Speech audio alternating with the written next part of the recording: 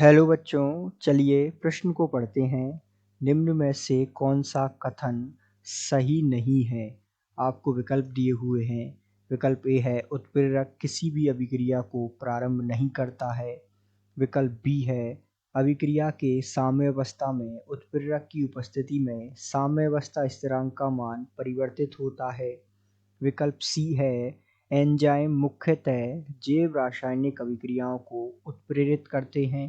और विकल्प डी है सह एंजाइम एंजाइम की उत्प्रेरण क्रियाशीलता को बढ़ाते हैं। तो आइए बच्चों, मुख्य अवधारणा को समझते हुए हम इस प्रश्न को हल करते हैं तथा सही विकल्प का चुनाव करते हैं जो कि इस प्रश्न का हल होगा।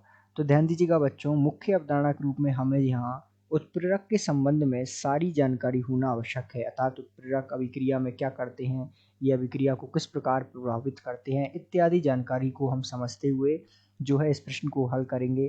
तो आइए विकल्प के अनुसार इस प्रश्न को देखते हैं। विकल्प ए हम देखते हैं कि उत्प्रेरक किसी भी अभिक्रिया को प्रारंभ नहीं करते, बिल्कुल सही विकल्प है।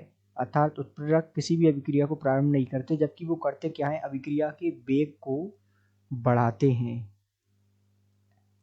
तो उत्प्रेरक जो है अभिक्रिया के वेग को बढ़ाते हैं, ना कि अभिक्रिया को प्रारंभ करते हैं। यदि हम बात करें विकल्प सी की, तो एंजाइम मुख्यतः जैव रासायनिक अभिक्रियाओं को उत्प्रेरित करते हैं। बिल्कुल सत्य कथन है। जो एंजाइम होते हैं वो जैव रासायनिक अभिक्रियाओं को जो है सामान्यतः क्या करते हैं, उत्प्रेरित करते हैं, क्योंकि एंजाइम जो है प्रोटीन के बने होते हैं और जो कि प्रोटीन से बने एक जैव उत्प्रेरक होते हैं, जो कि क्या करते हैं, जैव रासायनिक अभिक्रियाओं को उत्प्रेरित करते हैं।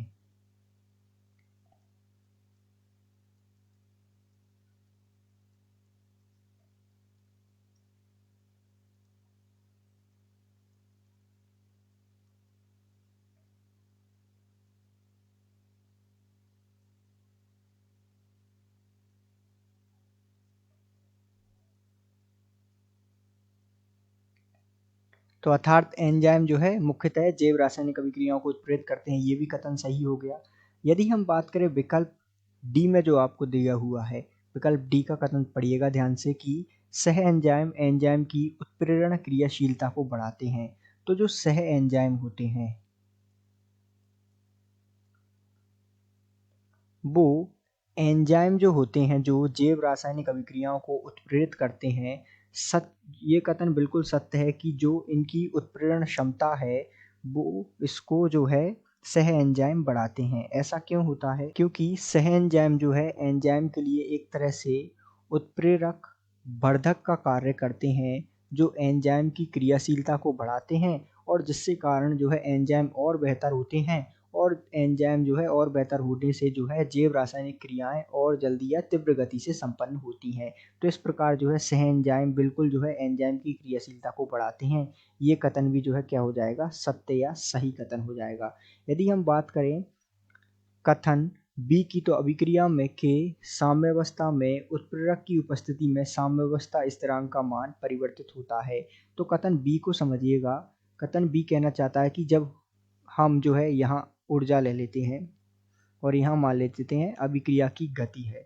जब हम अभिक्रिया संपन्न कराते हैं तो कुछ इस प्रकार अभिक्रिया संपन्न होती है। यहाँ पर मान लीजिए इसकी सक्रियण ऊर्जा ये है, लेकिन जैसे ही हम उत्प्रेरक मिलाते हैं तो अभिक्रिया की गति कुछ इस प्रकार से होती है और मान लीजिए यहाँ इसकी सक्रियण ऊर्जा ये डैश है।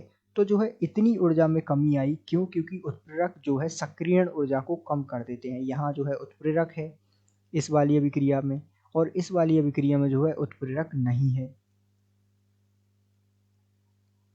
तो उत्प्रेरक क्या करते हैं, अभिक्रिया की जो है सक्रियण ऊर्जा को कम कर देते हैं और अभिक्रिया को संपन्न करा देते हैं। तो अर्थात उत्प्रेरक अभिक्रिया को ना तो प्रारंभ करते अर्थात अभिक्रिया के वेग को बढ़ाते हैं, और जो है उत्प्रेरक जो है अभिक्रिया की सक्रियण ऊर्जा को कम करके उसे जल्दी करा देते हैं। तो ये जो कथन है ये जो है इस संबंध में सही नहीं है। अर्थात ये कथन जो है सही नहीं है, बाकी सारे कथन जो है सही है। तो इस हिसाब से इस प्रश्न में हमें चुनना क्या था कि सही नहीं कथन कौन सा है, अर्थात नहीं कौन सा है सही। तो नहीं सही कौन सा है, अर्थात सही नहीं कौन सा है, विकल्प बी वाला जो है सही नहीं है। तो इस आधार पर हम इस प्रश्न का उत्तर देंगे कि दिए गए प्रश्न का सही उत्तर विकल्प बी है। आशा करते हैं आपको समझ आया होगा। धन्यवाद।